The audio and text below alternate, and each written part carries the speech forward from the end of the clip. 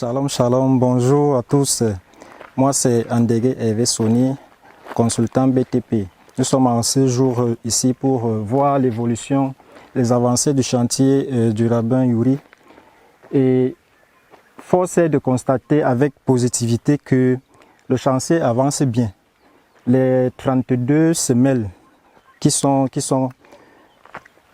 portées pour soutenir la dalle ont déjà été creusées.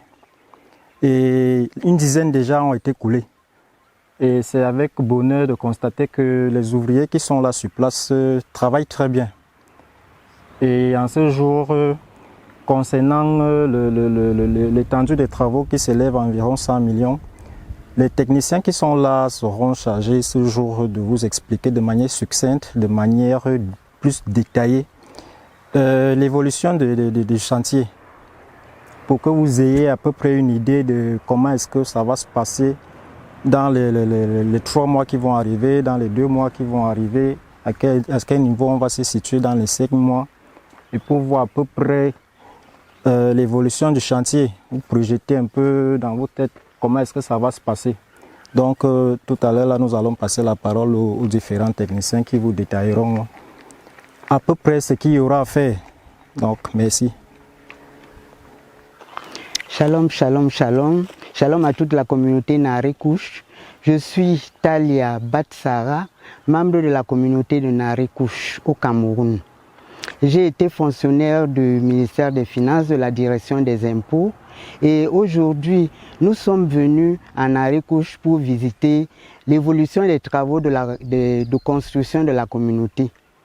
Et je rends grâce à Kadosh Barou qui nous a permis d'atteindre ce jour pour voir se réaliser l'œuvre que Rabbi Uri Yehuda a entrepris de faire au Cameroun. Nous avons traversé d'énormes difficultés depuis 2 ans, mais Akadosh Barou nous a permis de commencer. Et nous espérons que tout ceci arrivera à terme et que nous pourrions véritablement adorer ce Dieu que nous servons, que nous aimons tant. Les travaux, comme je disais, ont effectivement commencé. Les semelles sont en train d'être faites et coulées. Et nous remercions déjà tous ceux-là qui nous suivent en ce moment pour voir se réaliser cette sublime œuvre que le Seigneur a mis en tête à Rabbi Uri de réaliser au Cameroun. Shalom, shalom. Je m'appelle Ndong Nelson, ingénieur en bâtiment, chargé du suivi de l'évolution des travaux de construction de la synagogue Narekouche du Rav Uri. Nous sommes ici ce 22 mars pour vérifier l'évolution des travaux et vraiment nous sommes heureux de vous apprendre que les travaux évoluent plutôt bien. Sur les 32 semelles qui seront appelées à porter l'édifice, toutes ont déjà été creusées, 10 ont déjà pu être coulées. En ce moment, nos techniciens s'apprêtent à vous donner plus de détails sur l'évolution, sur la teneur même de leurs travaux. Je ne vais pas manquer de terminer mon propos en remerciant l'un de nos donateurs, sinon le donateur principal, Amédée Ketchi, geste de cœur qui nous permet aussi aujourd'hui de voir comment les travaux évoluent de plus belle manière. Merci. Oui, comme à l'accoutumée, moi c'est Serge Ewolo, technicien en bâtiment, comme on l'a fait hier. Continuons pour la continuité de l'édifice, la synagogue. Et je vais, n'est-ce pas, vous expliquer la continuité de la chose, l'édifice. C'est juste une reprise en sous-œuvre de la synagogue dont nous allons expliquer, dont le montant est estimé à 100 millions de francs. Et je vais vous expliquer comment est-ce que cela peut être reparti. Là, nous avons la première dalle que nous allons faire, mais entre-temps, nous commençons par la première étape, qui est la fondation des fouilles et semelles. Il y a le ferraillage qui va intervenir, il y a la plomberie qui va intervenir également, il y a la prise de terre qui est là. Donc je vais vous expliquer ce que veut dire la prise de terre. C'est juste pour que, n'est-ce pas, lorsque le tonnerre frappe, que ça n'endommage pas le bâtiment. Ça, c'est comme ça. Il y a en plus, nous allons faire la plateforme, c'est-à-dire le coulage du sol. Ça, c'est la première étape. Maintenant, nous allons à la deuxième étape. La deuxième étape consiste aux élévations des parpaings, ferraillage des poteaux et coulage des poteaux jusqu'au demi-chaînage. Ça, c'est la deuxième étape. Nous engageons la troisième étape. La troisième étape également, c'est coffrer les poteaux qui sont déjà au niveau de la première dalle, ferraillage de ces poteaux-là, plomberie, électricité. Ça, c'est déjà au niveau du haut. Et le coulage de la deuxième dalle. Quatrième étape, deuxième niveau, élévation, coffrage et coulage des poteaux, électricité, plus plomberie.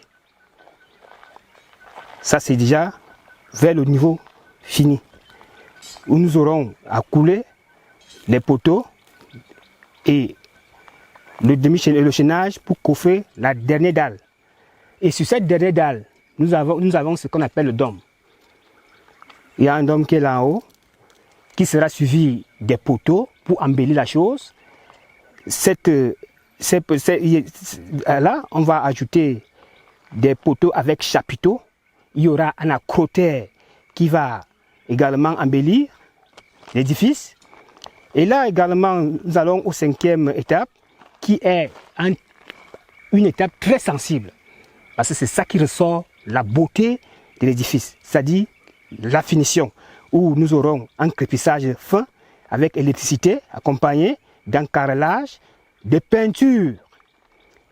Bon, à la fin, nous aurons des détails comme les rigoles, puisards, fosses, septiques, et sans oublier la chose aussi sensible, très sensible, qui est la menuiserie, qui également coûte aussi excessivement cher. Je pense que je voudrais juste élucider la chose pour que nous ayons une idée et que les âmes de bonne volonté puissent nous venir en aide. Merci, j'ai terminé. Moi, c'est semblé Laurent comme j'avais toujours déclaré, le conducteur des travaux, en même temps l'ingénieur. Alors tel que mon collègue venait de citer là tout de suite pour le montant du synagogue, la première étape telle que nous tous nous connaissons, la première étape consistait de la fondation. À la fondation, nous avons tout à faire là-bas. Il y a les fouilles, il y a la ferraille à faire, il y a le coffrage et il y a la plateforme à couler. Alors là, j'ai estimé un 15 millions de francs pour ce travaux. La deuxième étape consistait à reprendre les travaux à partir de la fondation, donc à partir de la plateforme jusqu'au demi-chaînage. Là, au demi-chaînage, il y a toujours élévation. Il y a toujours le coffrage des poteaux, il y a le chaînage, il y a le ferraillage. Il y a des achats achetés, tout ça. J'ai estimé tout ça à 15 millions toujours. La troisième étape. La troisième étape, c'est au niveau des dalles. Nous allons couler les dalles. Et il y a le matériel que nous allons acheter, il y a les planches, et il y a les fils de courant, et il y a les tuyauteries, parce qu'il y aura des tuyaux qui vont accueillir des eaux au niveau de la terrasse, la première terrasse, pour renvoyer au sol. Parce que notre édifice n'aura pas à rejeter des eaux au niveau des murs, pour ne pas salir notre chef-d'œuvre. Alors qu'on a estimé tout ça, je me retrouve à 10 millions de francs. La quatrième étape, c'est la grande salle. La grande salle, la salle de messe. Au-dessus, il y a toujours élévation, il y a toujours les parpaings, il y a toujours le coffrage, il y a la ferraille, il y a la dalle à couler, il y a le dôme, il y a 2 chapiteaux, il y a toujours la tuyauterie pour ramener toujours des eaux au sol. on a estimé à 25 millions. Parce que c'est très haut, faire monter le matériel, il faut une main d'œuvre. La 5e étape que nous tous nous connaissons, c'est pour embellir, l'embellissement de notre édifice. Il y a le crépissage, ce n'est pas n'importe qui viendra le faire. Il y a des écritures qui vont passer dessus, il y a ceci, il y a la rigole, il y a l'électricité, il y a la menuiserie, il y a la rigole, il y a tout. C'est la dernière étape la plus difficile que tout le monde connaît. J'ai estimé ça à 35 millions. J'espère qu'avec ça, nous allons nous en sortir. Et je remercie les gens de bonne volonté, les âmes de bonne volonté, qui vont nous venir en aide. Bissemble Laurent, l'ingénieur de cet édifice, et le conducteur des travaux à l'heure actuelle. Je vous remercie. Shalom, shalom, shalom à tous. Vous avez suivi d'une façon succincte l'intervention des différents ingénieurs en ce qui concerne justement notre synagogue, notre ouvrage. Vous avez pu suivre comme ça une explication assez détaillée de ce que les techniciens considèrent comme étant leur fonction. Nous sommes des profanes, on ne se connaît pas dans le bâtiment. Mais vu l'ouvrage, vu ce que nous voulons faire quelque chose d'assez spécial, quelque chose d'assez important. Le coût de réalisation de notre bâtiment s'élève à 100 millions de francs. Ça c'est vraiment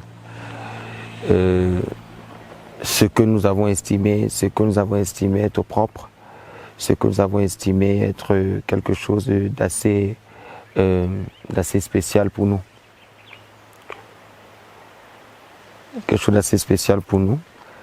Nous l'avons estimé à 100 millions de francs et ils ont détaillé tout ce qu'il y avait à faire. Comme je l'ai dit lors de la précédente vidéo, il s'agit d'une œuvre sainte. Il ne s'agit pas de l'œuvre d'une seule personne. C'est un projet que nous avons pour le Cameroun, c'est un projet qui nous tient vraiment à cœur, c'est un projet que nous tenons vivement à mettre sur pied. Toutes les aides, comme nous l'avons dit, sont bien prises en compte et nous ne manquerons pas de prier ici à la communauté pour toutes ces personnes-là qui, d'une manière ou d'une autre, nous soutiennent. Pour ne pas les citer, je voudrais dire un merci particulier à Papa Keti, Amadé Rodrigue, qui, de par la personne qu'il incarne, de par ce qu'il est sur le plan non seulement rourani spirituel, mais aussi dans ce monde, Papa Keti, nous tenons vivement à nous, la communauté Narékouche, à te dire merci. Merci pour ta considération, merci pour ce que tu fais. Merci parce que tu crois en ce projet.